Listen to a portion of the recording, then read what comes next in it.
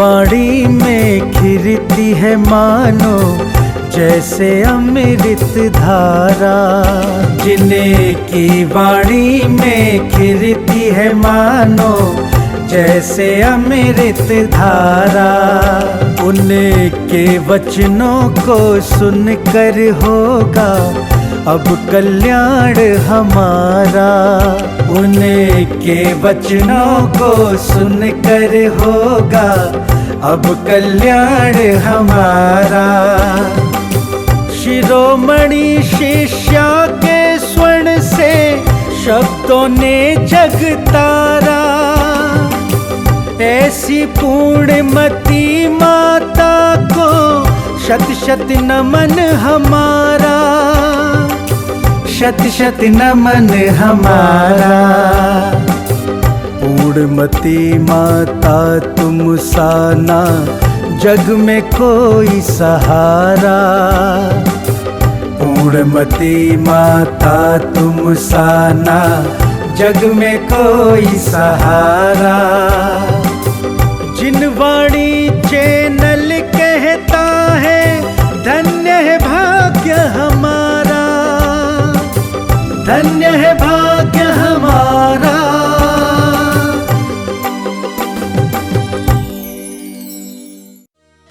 इस कार्यक्रम के पुण्यार्जक हैं श्री प्रदीप जैन, श्रीमती प्रतिभा जैन, पुत्र एवं पुत्रवधू राहुल जैन, जिम्मी जैन, बेटी एवं दामाद लवली जैन, कृतज्ञ जैन, बेटी रिया जैन, पौत्र रियान जैन, भोपाल।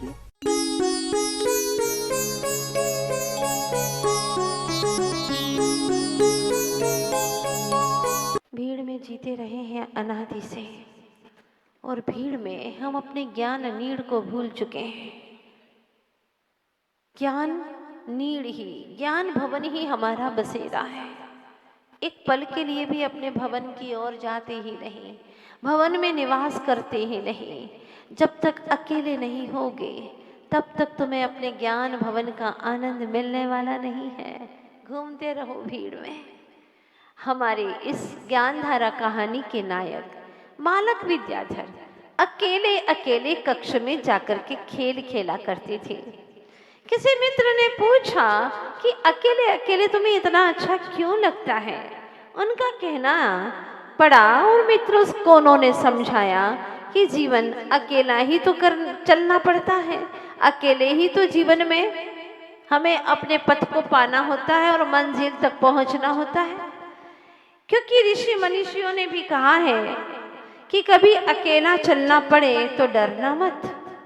कभी अकेला चलना पड़े तो डरना मत, क्योंकि श्मशान, शिखर और सिंहासन तक अकेला ही जाया जाता है।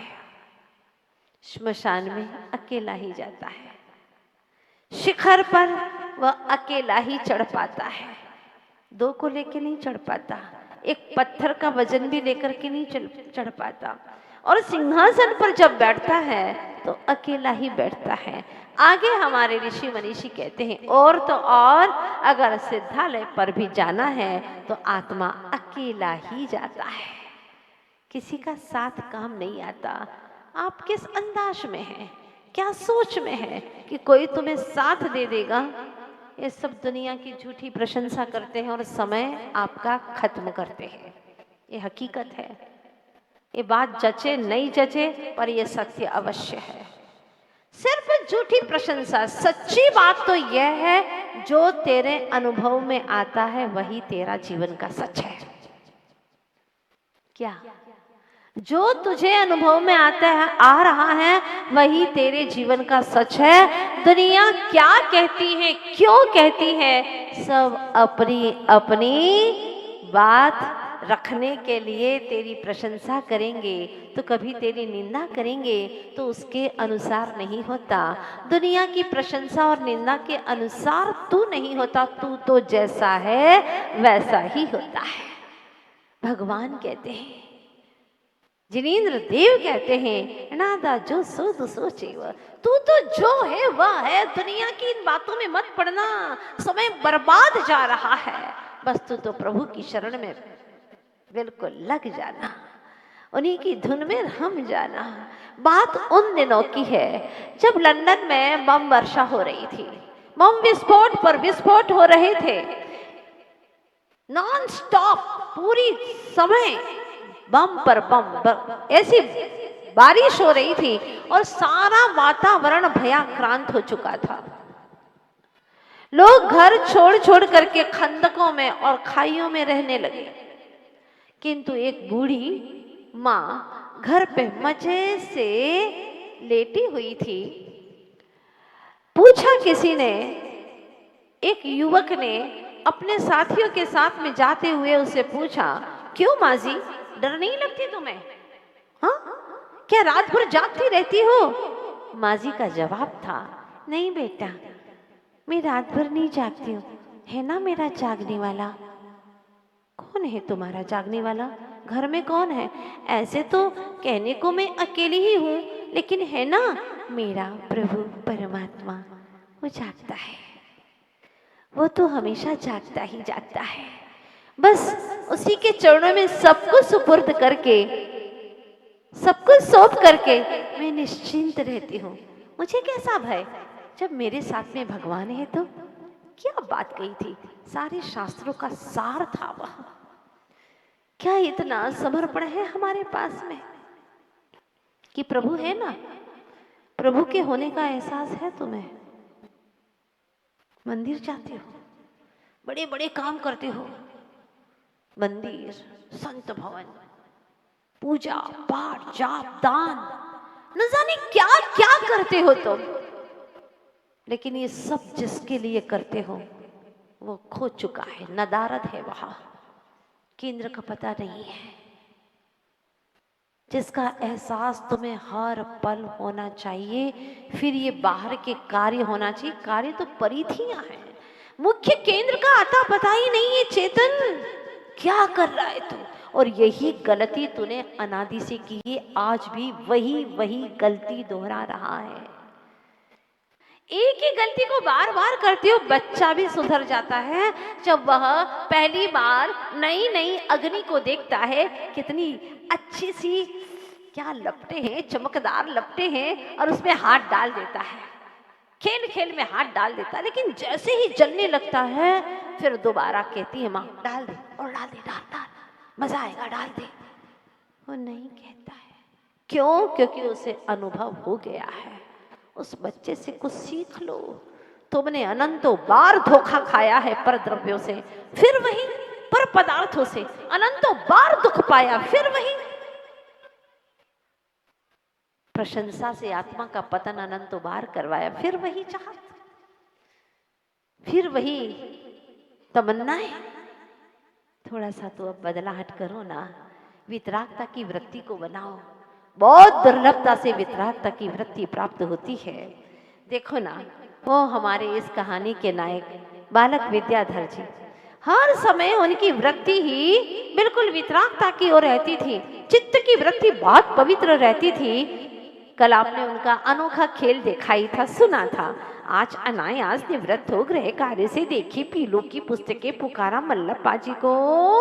आश्चर्य से कहने लगी माँ श्रीमंती, देखिए ना स्वामी, देखिए कैसे सुंदर सुंदर चित्र कुछ न बनाए हैं, नाखून बढ़ाकर, कुछ तरह तरह के रंग भरकर, तो कुछ भिन्न भिन्न कलाकृतियों से बनाए, अपनी विद्या ने चित्र बनाए हैं। कितने सुंदर सुंदर चित्र बनाए, देखिए। कौन कौन से चित्र बनाए? भगवान महावीर, बाहुबली, स्वामी नेहरू जी, महात्मा गांधी इत्यादि अनेक चित्रों से परिलक्षित हो रही उसकी अभिरुचि कि आगे जाकर क्या करने वाला है। चित्र से ज्ञात हो रही चित्त की प्रवृत्ति समयानुसार करना हर कार्य स्वभाव सा है इसका। खेल खेल में भी धर्म दृष्टि रखना संस्कार है अतीत का। वाह, हमेशा धर्म दृष्टि, हमेशा परमात्मा की ओर दृष्टि। संसार के रंग ढंग को देखने का कोई भाव नहीं आता। एक छोटे से बालक को वाह क्या कमाल का पुण्य लेकर के आया है। हमेशा विद्याधर का मन यही कहा करता था, जगत के रंग क्या देखो, तेरा दर्शन ही काफी है, जगत के रंग क्या देखूं, तेरा दर्शन ही काफी है। प्रभु मुझे और कुछ नहीं देखना। हृदय में तो कई बहुत सारे लोग आते हैं, लेकिन ठहराता किसी और को नहीं हूं मैं, सिवा तेरे मेरे हृदय में और कोई नहीं है। हे प्रभु बस तू ही तो दिखता है, चित्रों में भी तू ही तो दिखता है। तभी तो सूरपाल अर्थात आंख मिचोनी के खेल में आप लोगों ने भी खेला होगा ना, आंख मिचोनी का खेल बचपन में। कैसे खेलते थे? जाकर के कहीं छुप जाते थे बस, और पकड़ने वाले पकड़ते थे। लेकिन विद्याधर जी का खेल बड़ा अनोखा था। देखिएगा, सूरपाल अर्थात आंख मिचौनी के खेल में वृक्ष या पर्वत की चोटी पर तो कभी अंधेरी गुफाओं में जा निर्भय हो बैठे रहते, महामंत्र का जाप करते। एकांतवास ही रास आता उन्हें। कितना सुंदर दृश्य देखिएगा, गुफा में कैसे जाकर के बैठे हुए हैं, अकेले रहकर शांति अनुभवते। जब कोई नहीं पहुंचता वहां खिलाड़ी, तो वह सहजता से जीत ही जाते। मित्रों को ज्ञात होते ही अब मित्रों ने पता लगाया कि गुफाओं में बैठ करके वह ध्यान करता रहता है और हमेशा जीत जाता है। बच्चों को अच्छा भी नहीं लगा, हमेशा उसी की जीत होती है। पहुंच गए मां श्रीमती के पास शिकायत करने, तुम्हारा बेटा अंधेरी गुफा में बैठा रहता है, घंटों तक न जाने क्या करता है। शिकायत कर दी कि तुम्हारा बेटा लाडला बेटा है ना, देख लो जरा, गुफाओं में बैठ करके अंधेरी अंधेरी गुफाओं में बैठा रहता है, घंटों तक न जाने क्या करता रहता है। देख गुफा, डर गई माँ। अरे जरा भी भय क्यों नहीं लगता तुम्हें बेटा? अरे अपनी माँ का थोड़ा तो ख्याल करो, यदि जहरीले जीवों ने काट लिया तो तनिक तो तन का विचार करो। कहते हुए नयन सजल हो गए। तभी नयन अश्रु को सोखने के बहाने हवाओं का अंबर ओढ़े कहती है प्रकृति। प्रकृति क्या कहती है माँ को, सुनिएगा। विषय विकार का जहर जीवों के जहर से भी अधिक खतरनाक, जीवों के जहर से भी ज्यादा खतरनाक कौन सा है? विषयों का जहर। अरे जीवों का जहर तो थोड़ी देर तक रहता है, फिर औषधि से ठीक हो जाता है, और मान लो नहीं भी ठीक हुआ तो एक भव ही बिगड़ेगा। लेकिन विषयों के जहर ने अनंत भव बर्बाद कर दिए हैं। अधिक खतरनाक होता है विषय विकार का जहर जीवों के जहर से भी।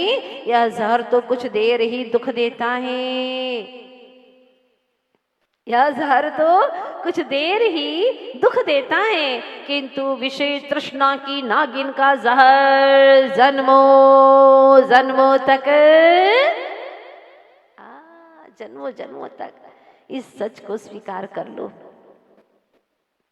इस सच को स्वीकार कर लो अंतर मन से, विषयों का जहर उतर जाएगा। इस सच को स्वीकार कर लो, क्योंकि सच एक सर्जरी की तरह होता है।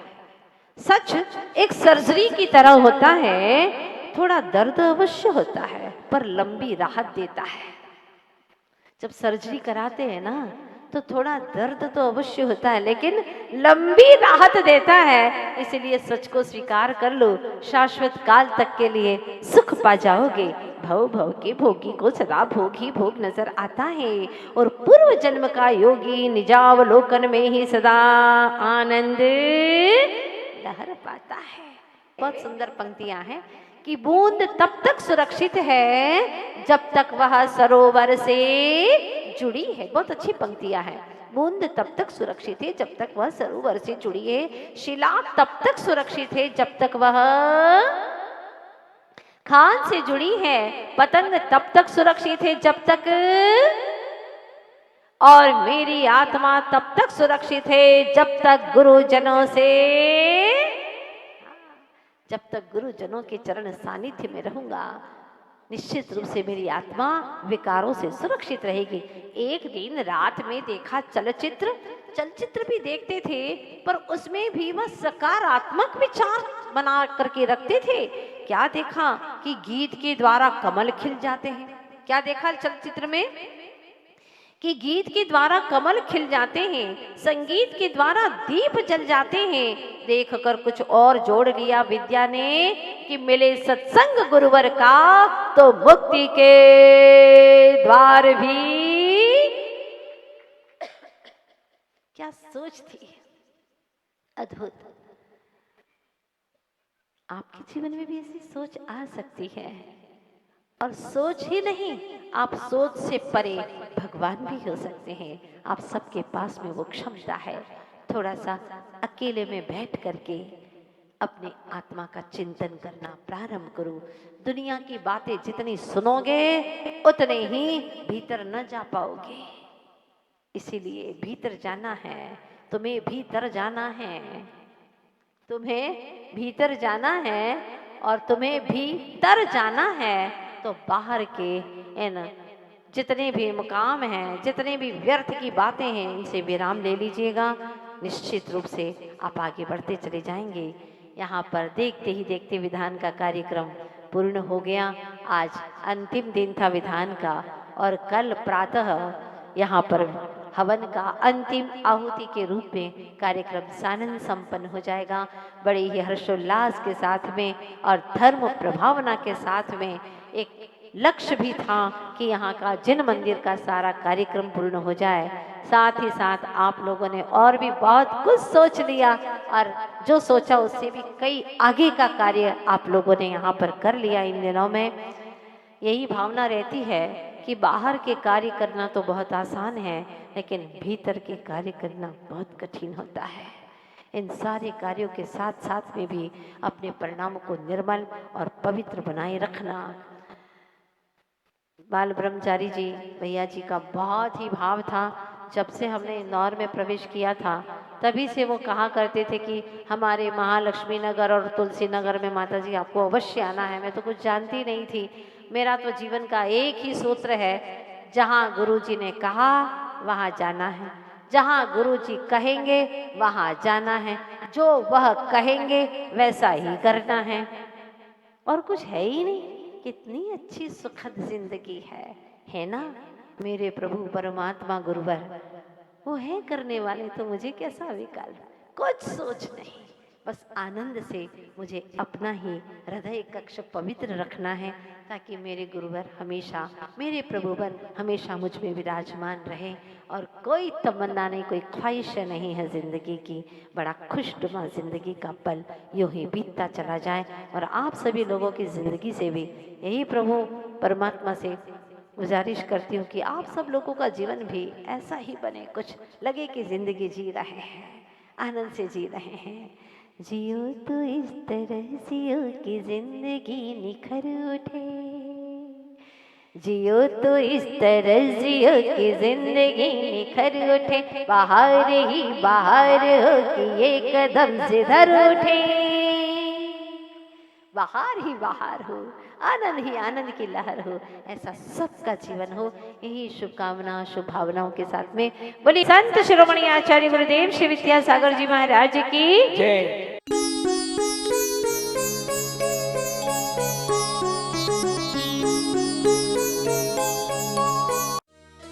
इस कार्यक्रम के पुण्यार्जक थे श्री प्रदीप जैन, श्रीमती प्रतिभा जैन, पुत्र एवं पुत्रवधू राहुल जैन, जिम्मी जैन, बेटी एवं दामाद लवली जैन, कृतज्ञ जैन, बेटी रिया जैन, पौत्र रियान जैन,